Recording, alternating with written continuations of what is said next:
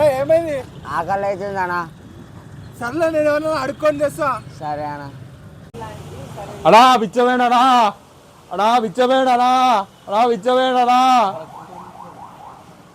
అడా బిచ్చవేడనా, అడా బిచ్చవేడనా, అడా బిచ్చవేడ, అడా బిచ్చవేడనా, అడా బిచ్చవేడనా, అడా బిచ్చవే, అడా బిచ్చవేడనా, అడా చల్లగా ఉండాలనా, చల్లగా ఉండానా. థ్యాంక్స్ అన్నా. నేనా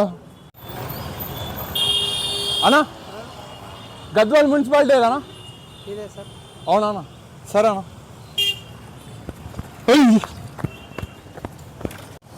హలో, అరే నెల వరకు ఏం ప్రాబ్లం లేదు.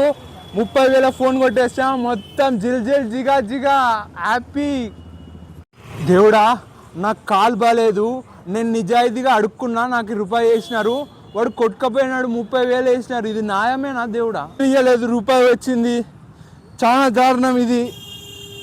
దేవుడా నేను నిజాయితీగా అడుక్కున్నాను. దేవుడా దేవుడా దేవుడా దేవుడా దేవుడా. ఇద్దరిని నిజంగా అడుక్కున్నాను, వాళ్ళు ఇయ్యలేదు. కనీసం మీరన్నా సబ్స్క్రైబ్ షేర్ చేయండి, వీడియో నచ్చితే లైక్ చేయండి, కామెంట్ చేయండి. నిజాయితీగా ఉంటే పైసలు సంపాదలేమా అనేది ఈరోజు టాపిక్. ఎవరన్నా నిజాయితీగా ఉండి పైసలు సంపాదించిన వాళ్ళు మనస్ఫూర్తిగా కామెంట్ చేయండి. ఇప్పుడు నేనున్నాను, నేను పైసలు సంపాదలేకపోతున్నాను, నాకు వ్యాపారం ఉంది, మీకు తెలుసు. నేను ఒక డిగ్రీ, నాకైతే పనికి రాలేదు పైసలు సంపాదడానికి. ఆ డిగ్రీని మాత్రం వచ్చింది, ఆ డిగ్రీ కూడా తీసుకోలేదు. ఈ టాపిక్ ఎందుకు వచ్చిందంటే ఒక పెద్ద మనిషి మాట్లాడడం జరిగింది. ఇప్పుడు నువ్వు చదివావు, ఏమి చేయలేకపోయావు, నువ్వు షార్ట్ ఫిలిం తీసావు, సంపాదలేకపోయావు, అంటే యూట్యూబ్లో షార్ట్ ఫిలిం. ఇంకా ఇప్పుడు యూట్యూబ్ వీడియోస్ తీస్తున్నావు, ఇప్పుడు కూడా అదే అవుతుంది, ఒకవేళ తీసినా కూడా లాభం రాదు అన్నట్టు మాట్లాడుతున్నారు. ముఖ్యంగా రైతులు కూడా ఈ మాటనే చెప్తారు, మేము పని చేస్తున్నాం కానీ, పెట్టుబడి పెడుతున్నాం కానీ పైసలు సంపాదలేకపోతున్నాం అని. ఇలాంటివి మాట్లాడినప్పుడు కొన్ని డౌట్లు వస్తాయి. ఇప్పుడు గాలి జనార్దన్ రెడ్డి ఉన్నాడు, మైనింగ్ చేసినాడు, ట్యాక్సులు కట్టకుండా అక్రమంగా తరలించి అవి సొమ్ము చేసుకున్నాడు. నాకు ఇష్టమైన లీడర్ వైఎస్ఆర్కి జతగా ఉండి అతనికి చైతన్య నారాయణ కాలేజెస్ ఉన్నాయి తెలంగాణలో, ఆంధ్రప్రదేశ్లో, భారతదేశం అంతా ఉన్నాయి. మరి వాళ్ళు ట్యాక్స్ మంచిగా కట్టి సంపాదించుకోవచ్చు కదా. ట్యాక్స్ కడితే నిజాయితీ ఉంటే ఎక్కువ వస్తాయి మంచితనానికి అని చెప్తారు. మళ్ళీ వాళ్ళు ఎందుకు కట్టట్లేదు? వాళ్ళు పెద్దవాళ్ళు అయ్యిండి ఇలా చేస్తున్నారు. మళ్ళీ మాకు లేనిపోని ఆలోచనలు వస్తాయి, అడ్డదారులు తొక్కాలా అనే ఆలోచనలు వస్తున్నాయి యువకులకి. మళ్ళీ ఇలాంటి పెద్దలే ఇట్లా చేస్తే ఎట్లా? ఇంకా రాజకీయ నాయకుల గురించి మాట్లాడాలి. సర్పంచ్ కోట్లు సంపాదించాడు, కౌన్సిలర్ కోట్లు సంపాదించారు, అది ఊరికి మాత్రమే, అది చేయడం కూడా తప్పు. మళ్ళీ ఊరు ప్రజలే అంటున్నారు. ముఖ్యంగా 2-3 సార్లు గెలిచిన వాళ్ళని పక్కా అంటున్నారు ఈ మాట, కోట్లు సంపాదించారు అదని రాజకీయాల్లోకి వచ్చి అని. ఇంకా పెద్ద పెద్ద లీడర్స్ గురించి మాట్లాడుతున్నారు, అతని ఎంపీ ఇంత సంపాదించారు, ఎమ్మెల్యే ఇంత సంపాదించారని. ఇంకా వీళ్ళకే ఇంత అంటున్నారు, మరి ఎమ్మెల్యేలకి, ఎంపీలకి, సీఎంలకి ఎంత సంపాదిస్తున్నారని పబ్లిక్ ఎంత దారుణంగా అనుకుంటున్నారు తెలుసా? కోట్లు కోట్లు అంటున్నారు. ఏమనంటే ఆ సీఎం ఇంత సంపాదించాడు, ఈ సీఎం ఎంత సంపాదిస్తున్నారని ఎన్నో అలిగేషన్స్ చేస్తున్నారు ఒకరి మీద ఒకరు.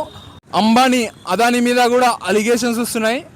అదానీ బీజేపీకి సపోర్ట్ అని, అంబానీ వచ్చేసి ఏ పార్టీ గెలిస్తే ఆ పార్టీకి సపోర్ట్ చేస్తారని మరి అంటున్నారు. వాళ్ళు కరెక్ట్గా లేరు అనేది పబ్లిక్ టాక్. కాంగ్రెస్ వాళ్ళు కానీ, బీజేపీ వాళ్ళు కానీ వాళ్ళ గురించి మాట్లాడుతూ ఉంటారు. ముఖ్యంగా కాంగ్రెస్ వాళ్ళు అదానీని ఎప్పుడు అదని హెల్ప్ చేస్తున్నాడు, బీజేపీ వాళ్ళు అదానీ బీజేపీ వాళ్ళకి హెల్ప్ చేస్తున్నారు. ఇట్లా కాంగ్రెస్ వాళ్ళు ఉన్నప్పుడు బీజేపీ వాళ్ళు, అంబానీ, ఇట్లా వీళ్ళ పేర్లు ఎత్తుతూనే ఉన్నారు.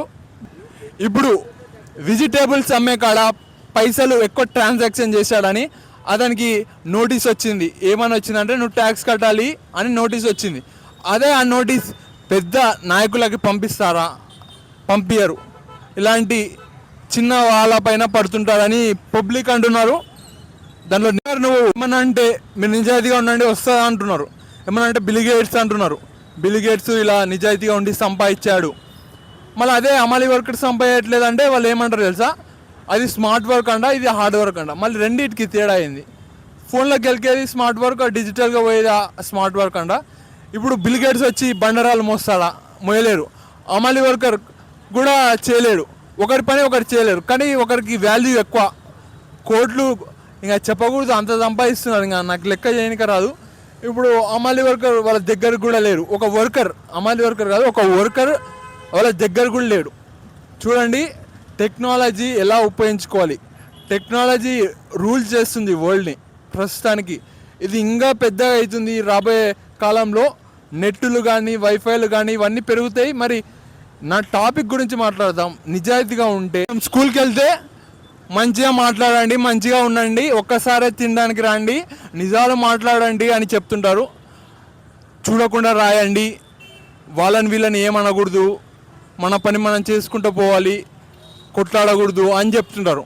ఇక్కడ బయటికి వస్తే ఆపోజిట్, ఎవరైనా ఏమన్నా అంటే కొట్లాడడానికి పోవాలి, పైసలు సంపాదాలంటే మోసం చేయాలి, మళ్ళీ ఇవి ఎవరు నేర్పిస్తున్నారు? ఈ పెద్ద మనుషులే బయట వేరే వాళ్ళు. ఇట్లా కాదు, ఇట్లా మీరు పోండి, పైసలు సంపాదలేరు అని చెప్తుంటారు పెద్ద మనుషులు బయట. మళ్ళీ స్కూల్లోనేమో మంచిగా ఉండాలి, మంచిగా నిజాయితీగా ఉండాలి. మళ్ళీ ఇప్పుడు స్టూడెంట్స్ ఏది ఫాలో కావాలి? మొత్తం కన్ఫ్యూజ్ అయిపోతుంది. ఇలా సక్సెస్ అయిన వాళ్ళు కొంతమందే ఉన్నారు. ఇప్పుడు జాబులు కూడా దొంగతనంగా తెచ్చుకునే వాళ్ళు ఉన్నారు. నువ్వు నిజాయితీగా ఉండి పైసలు సంపాదలేకపోతున్నావా? సంపాదిస్తున్నావు? సంపాదిస్తున్నా కానీ మిగులుతలేవు అన్న పైసలు. నువ్వు అవసరానికే ఖర్చు చేసుకుంటావా, లేకుంటే అవసరం లేకుండా ఖర్చు చేస్తావా? అవసరం ఉన్నా లేకపోయినా ఖర్చు చేస్తాను. సమీర్, నువ్వు నిజాయితీగా సంపాదిస్తున్నావా పైసలు? సంపాదిస్తున్నాను. వచ్చిన పైసల్లో పని పైసల్లో ఇంట్లో ఇచ్చి నా ఖర్చులకు పెట్టుకుంటున్నాను. నీకు మిగులుతున్నాయి. మిగులుతున్నాయి. హ్యాపీ ఫ్రెండ్స్, మొత్తానికి ఈ వీడియోలోనే సక్సెస్ఫుల్ పర్సన్ ఉన్నాడు సమీర్.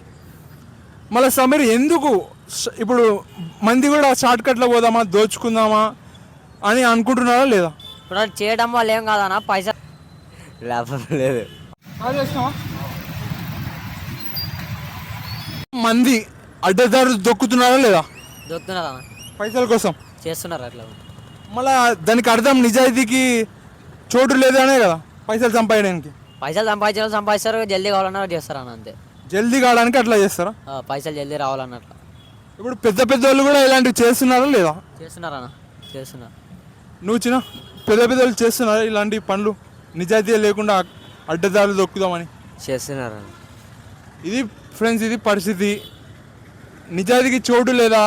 ఇప్పుడు పెద్ద పెద్ద వాళ్ళు, మామూలు వాళ్ళు కూడా కాదు, మనకు ఆదర్శంగా ఉండాల్సిన వాళ్ళే ఇలా అడ్డదారులు దొక్కితే ఇక మాకేం చెప్తారు? ఇప్పుడు ఎన్నో పెద్ద పెద్ద వ్యాపారాలు చేస్తుంటారు, మీకు తెలుసు.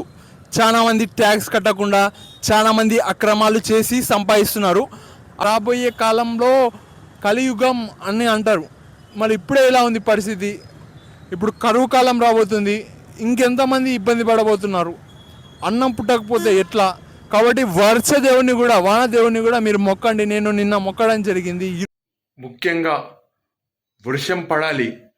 రైతులకైనా పనిచేసేటోళ్ళకైనా మంచిది.